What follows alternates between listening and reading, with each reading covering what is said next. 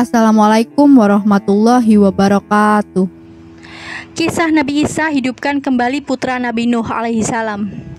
Setiap nabi pasti membawa mukjizat sebagai bukti kenabiannya. Tak terkecuali Nabi Isa alaihi salam yang terkenal dengan salah satu mukjizatnya bisa menghidupkan orang yang sudah mati. Dalam tafsir At-Tabari, Ibnu Abbas mengisahkan pada suatu ketika orang-orang Hawari berkata kepada Nabi Isa bin Maryam, "Seandainya engkau mampu membangkitkan orang laki-laki yang pernah menyaksikan bahtera Nabi Nuh, tentu ia bisa bercerita kepada kami tentangnya." Kemudian Nabi Isa pun pergi bersama mereka hingga sampailah di sebuah gundukan tanah. Kemudian Nabi Isa alaihissalam mengambil genggaman tanah darinya seraya berkata, "Apakah kalian tahu segenggam tanah ini?" Mereka pun menjawab, "Allah dan Rasulnya lebih mengetahui." Nabi menerangkan ini adalah Ka'ab bin Nuh. Sang Nabi alaihissalam lantas memukul gundukan tanah tadi dengan tongkatnya sambil berkata, "Bangunlah atas izin Allah."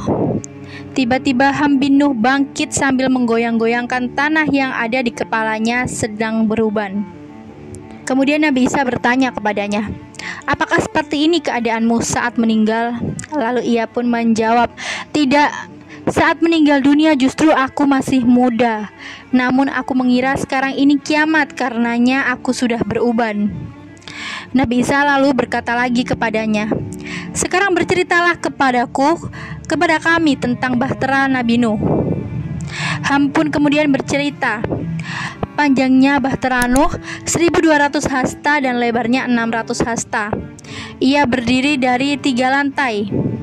Lantai pertama berisi hewan peliharaan dan hewan liar, lantai kedua manusia, dan lantai ketiga burung.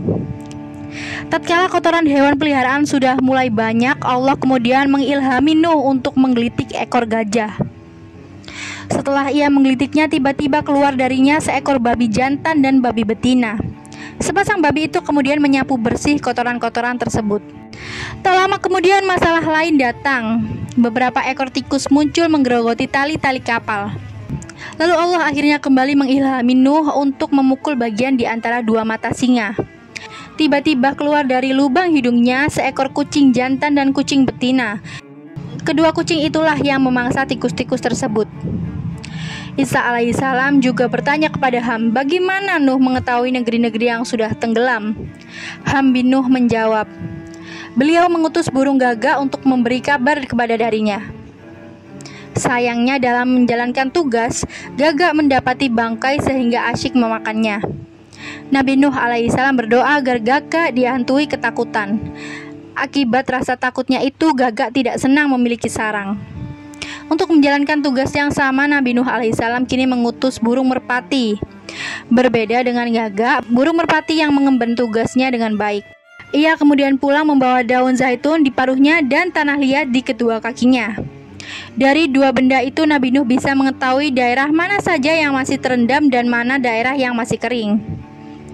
Sebagai bentuk penghargaan, Nabi Nuh memberikan kalung warna kehijauan di leher merpati. Tak lupa ia mendoakan agar merpati menjadi burung yang jinak dan tidak membahayakan.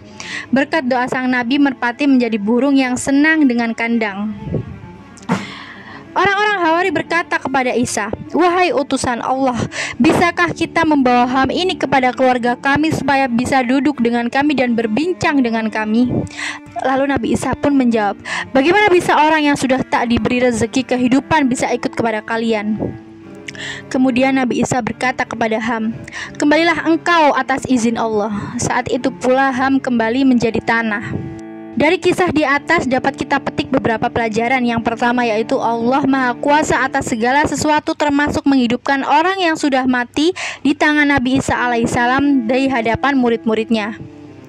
Yang kedua adalah kebangkitan orang yang sudah meninggal di tangan Nabi Isa alaihissalam adalah gambaran nyata kebangkitan pada hari kiamat. Yang ketiga adalah betapa besarnya bahtera Nabi Nuh, memiliki 3 tingkat untuk menampung hewan peliharaan, manusia dan burung. Panjangnya 1200 hasta dan lebarnya 600 hasta. Sungguh peradaban luar biasa yang dicapai oleh Nabi Nuh di tengah keterbatasan yang ada pada zaman itu. Yang keempat adalah akibat sikap tidak amanah burung gagak didoakan Nabi Nuh alaihissalam selalu merasa ketakutan. Buah dari ketakutannya sampai-sampai ia tidak mau memiliki sarang. Demikian pula manusia, siapapun yang tidak jujur dan tidak menjaga amanah tidak akan mendapat ketenangan hati. Yang kelima adalah sebaliknya. Burung merpati yang jujur dalam menjalankan tugas didoakan oleh Nabi Nuh dan diberi kalung penghargaan berwarna hijau. Artinya, siapapun yang bersikap jujur dalam menjalankan tugas, maka doa terbaik, penghargaan, serta pembalasan siap diterimanya. Yang keenam adalah meski babi tercipta dari hewan kotor, tetapi Allah menyimpan hikmah dan manfaat untuk manusia di balik penciptaannya. Dengan kata lain, tidak ada yang sia-sia dalam ciptaan Allah, termasuk hewan kotor dan najis sekalipun. Wallahu alam. Berikut kisah Nabi Isa menghidupkan kembali orang yang sudah mati, yaitu putra Nabi Nuh alaihissalam.